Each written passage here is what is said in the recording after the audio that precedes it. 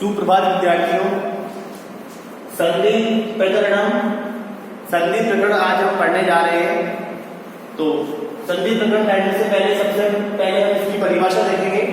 तो देखिए, वर्णानाम संधानाम संधि इति कथ्यते। वर्णों के संधान को संधि कहते हैं। अब संधान क्या होता है?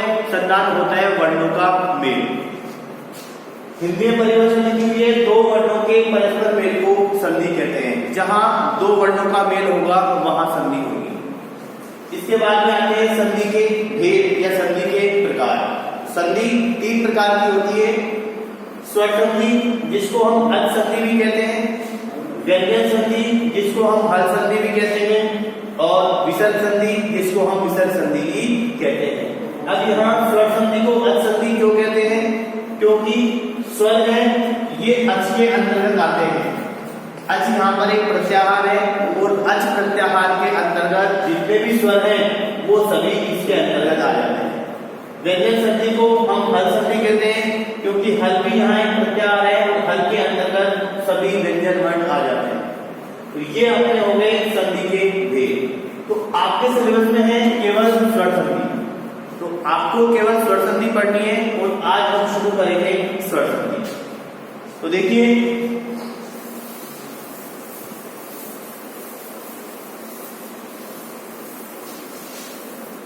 शुरू करते हैं स्वर संधि।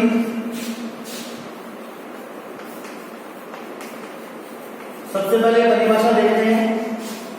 दो स्वरों के परस्पर मेल को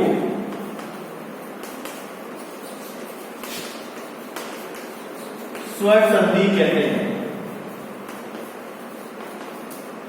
यानी स्वर संधि में केवल स्वरों का ही मेल होगा, व्यंजनों का मेल नहीं होगा। अब शुरू होते हैं स्वर संधि के भेद।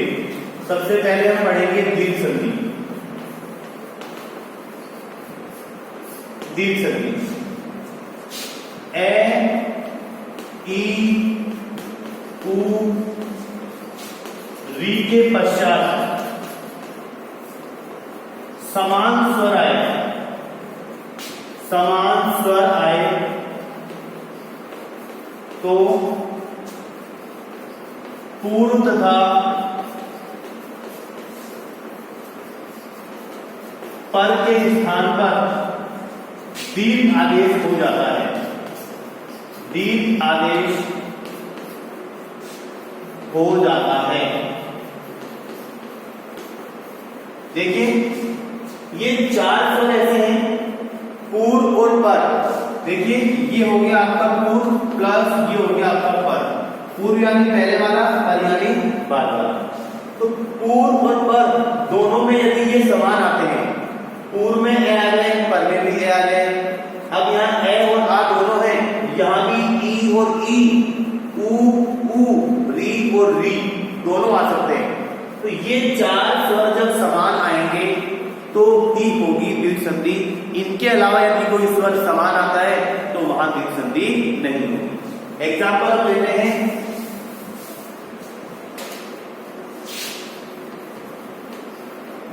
दैत्य प्लस अभी। देखो, यहां ये में ए मिला हुआ है, ये को जब हलन करेंगे तो ए निकलेगा बाहर, और ए और यहां भी ए दोनों तरफ समान आ गया तो ए प्लस ए मिलकर आ बन जाएगा। तो यहां बन जाएगा आपका दैत्य। क्या बन जाएगा? दैत्य। और लेते हैं एग्जाम्पल।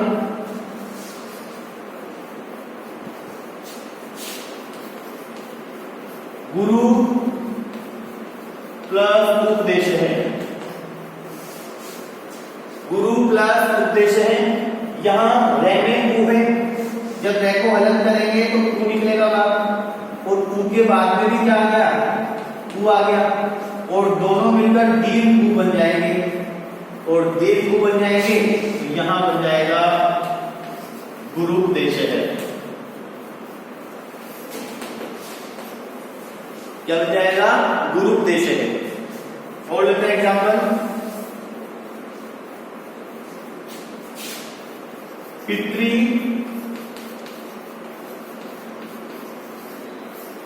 पितृ प्लस ऋणम।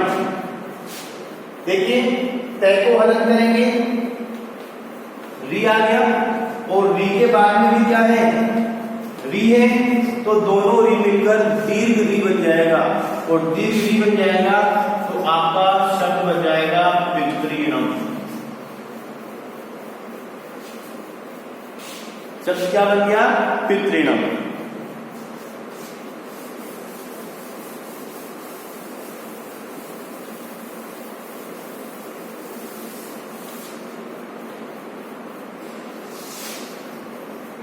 नदी प्लस ईश है, यहां भी दिया गया प्लस पर में भी दिया गया। पूर्व और पर दोनों में ई है तो दोनों ई मिलकर दीर्घ ई बन जाएगा और आपका बन जाएगा नदी से। तो समस्त पद में आपको हमेशा दीर्घ स्वर मिलेगा क्योंकि पूर्व और पर दोनों के स्थान पर दीर्घ आदेश हो रहा है। ठीक है, तो ये आपके हैं दीर्घ संधि ए, ई, उ और री। ये चार स्वर जब समान होंगे तो ही आपके दीर्घ संधि होगी। नेक्स्ट लेते हैं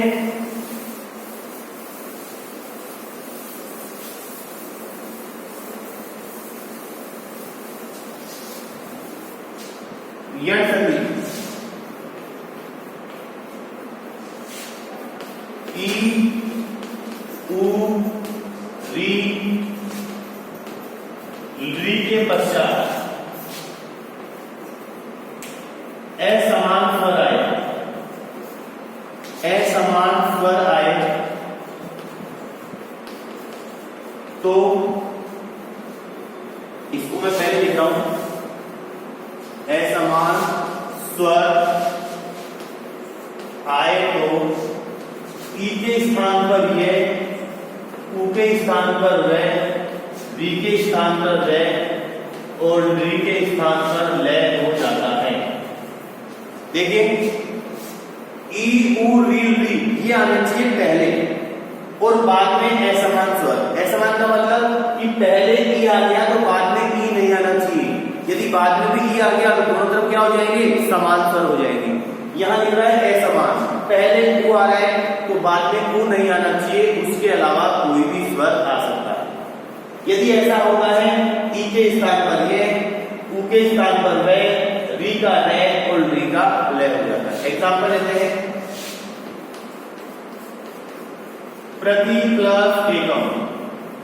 देखो तय में से हमने ई को अलग किया और आगे एकम। देखिए इस तय में से ई को अलग किया, आगे एकम, तो ई के बाद में असमान स्वर आ गया तो ई के स्थान पर क्या कर देंगे, यह करेंगे, यह करेंगे। देखो प्रे, प्रे तो लिखा हुआ है, तय आधा है, आगे स्वर नहीं है, तय आधा ही रहेगा।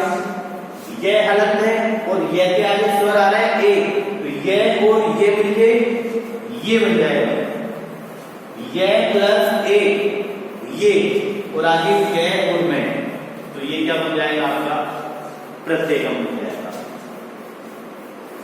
और लेते हैं एग्जाम्पल,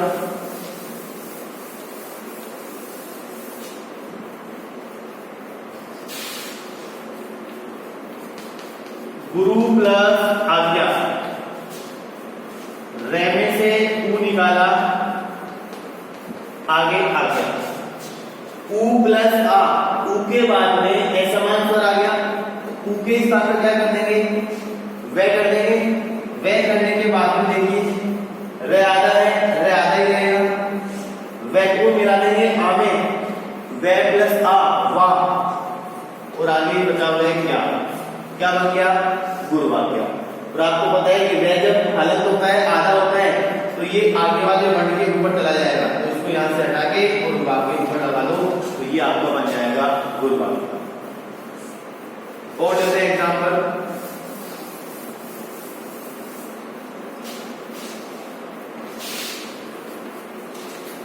मातृ प्लस आज्ञा। देखो तैने से री निकाल दिया, री के बाद में असमान स्वर आ गया आ, तो री के स्थान पर रे। अब रे जब कर देंगे इसके स्थान पर, तो देखिए मां, तय आधा है, आगे कोई स्वर नहीं है, तय आधा ही रहेगा। रे हलंत रे और आगे आ है मिल सकता है, रे प्लस आ रा और ज्ञा, क्या बन गया? मात्रा ज्ञा। तय और रे मिलकर त्रय बनता है, तो यहां तय और रा मिलकर त्रा बन जाएगा और त्रा बनते ही ये हो जाएगा मात्रा ज्ञा, मात्रा। और लेते हैं एग्जाम्पल, एक ली का एग्जाम्पल हो लेते हैं। देखिए ली प्लस आकृति ही, ली के स्थान पर सीधा ही क्या हो जाएगा? ले हो जाएगा। इसके स्थान पर ले किया और ले के बाद में आकृति ही, ले प्लस आ ला, लाकृति, लाकृति का मतलब ले के समान आकृति। अब ले के समान कैसी? टेढ़ी आकृति, तो ले के समान आकृति वाला वो हो गया आपका लाकृति। ये संधि आपकी कंप्लीट है। नेक्स्ट लेते हैं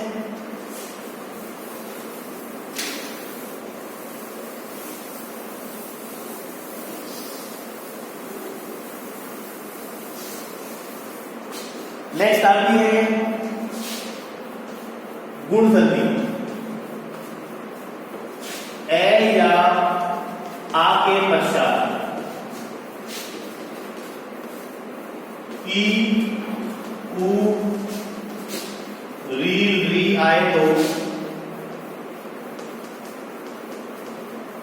पूर्व तथा पर, पूर्व का मतलब पहले वाला, पर का मतलब बाद वाला, पर के स्थान पर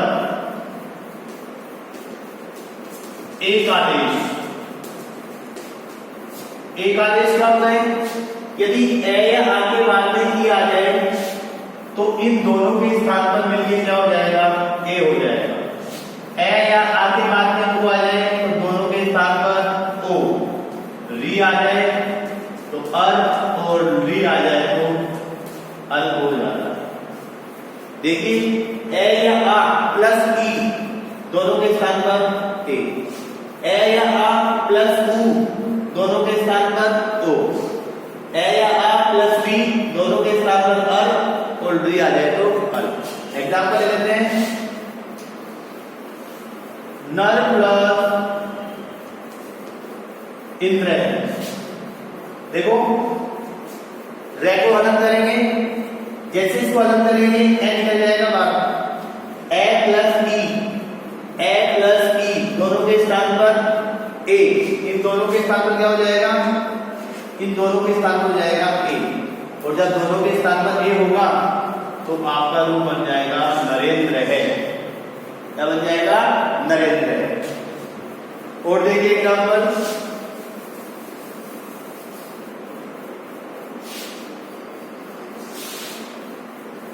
महा प्लस उत्सव है को हलन करेंगे तो आ निकलेगा, आ के बाद में उ आ गया तो आ प्लस उ मिलकर ओ बन जाएगा, और ये दोनों मिलकर ओ बनेंगे तो ये आपका बन जाएगा महोत्सव है।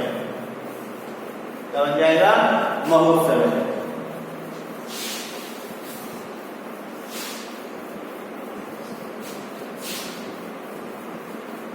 सप्त प्लस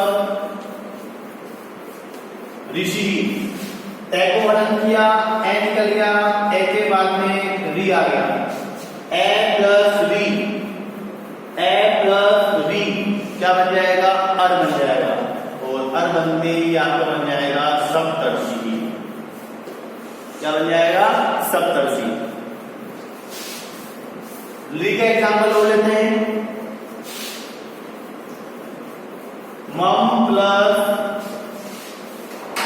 ली आ रहे हैं, मैं को हलन किया, ए निकल गया, ए प्लस ली तो ए प्लस ली मिलकर अल बन जाएगा, और अल बनते ही ये आपका रूप बन जाएगा ममल कार्य है।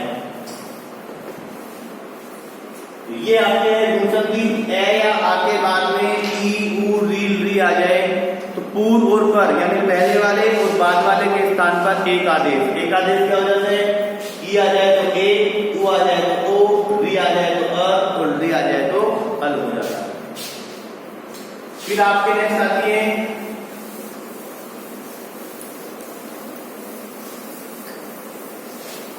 वृद्धि संधि।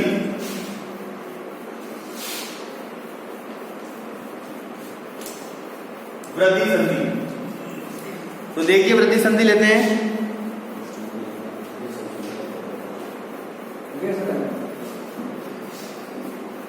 तो देखिए ए या आ के बाद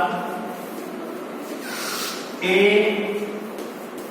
आई, ओ, औ आए तो पूर्व तथा पर के स्थान पर वृद्धि आदेश हो जाता है। वृद्धि आदेश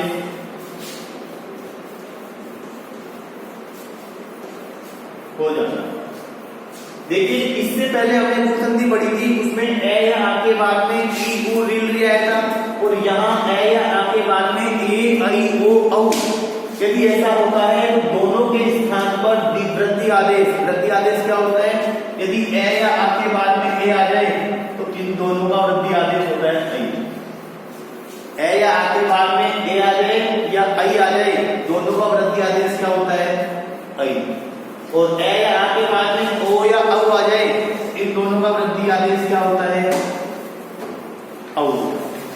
एग्जाम्पल लेते हैं।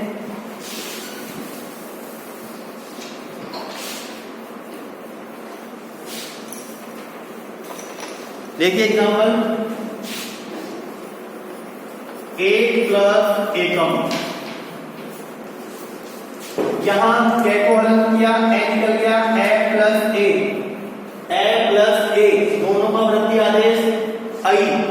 अब क्या में मिला दो आई को, कई बन जाएगा, तो ये आपका रूप बन जाएगा ए कई कम। कैसे बना? देखो कै को अलग किया, ए निकल गया, और आगे एकम, ए और ए आई। देखिए ए कै को मिलाओ आई में, कई कै और में कम, ये आपका बन गया ए कई कम।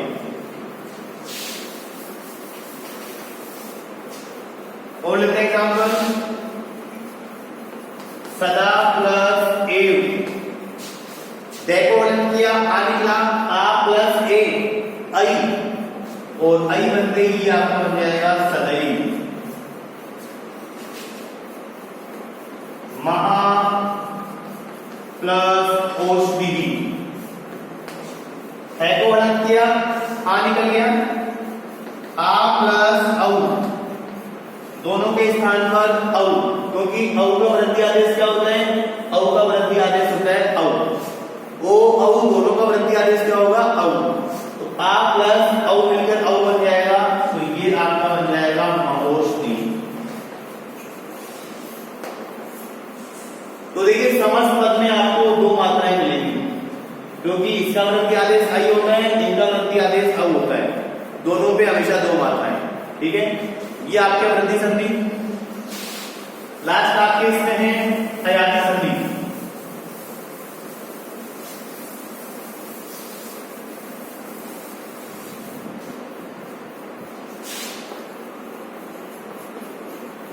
लास्ट देखिए हयाती संधि, ए आई ओ औ के पश्चात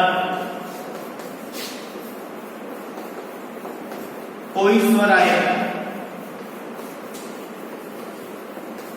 तो ए के स्थान पर आई के स्थान पर आय, ओ के स्थान पर आओ, और औ के स्थान पर आ हो जाता है। अब देखिए ए आई ओ औ वृद्धि संधि में बाद में आएंगे, हयाती संधि में पहले आएंगे, और इसके बाद में कोई स्वर आएगा, क्योंकि स्वर संधि है, दोनों तरफ तो आने स्वर ही है। अब ए आई ओ औ के बाद में कोई स्वर आता है तो ए के स्थान पर आई करना है, आई के स्थान पर आय करना है, ओ के स्थान पर औ, तो औ के स्थान पर आओ। एग्जाम्पल लेते हैं, नेम प्लस अनम। देखो कैसे बना, ने अलग किया, ए निकल गया और आगे अनम। ए प्लस ए, ए के बाद में स्वर आ गया, ए के बाद में स्वर आ गया तो ए के स्थान पर हो जाएगा आई, ए के स्थान पर हो जाएगा आई। अब आई हो गया, अब अपने को वर्णों को मिलाना है। देखो ने और ए दोनों मिलकर ने, आधा ने और ए ने बन गया, ये और ए मिलकर पूरा ये, और आगे बचा हुआ है नम। देखिए समस्त पद में इसका उच्चारण आ रहा है, नए नम, आई का उच्चारण आ रहा है, नए आई का उच्चारण आ गया, इसका मतलब यहां पर आया है। और लेते हैं एग्जाम्पल,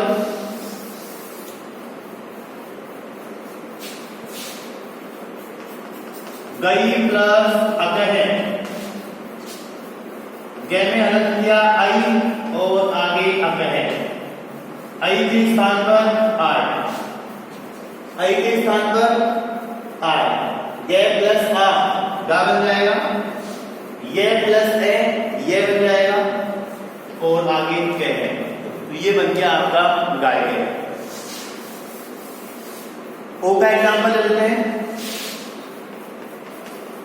को प्लस अनम, तय किया, को निकल गया, ओ प्लस ए, तो ओ के स्थान पर औ मिलाएंगे तो ये आपका बन जाएगा औनम।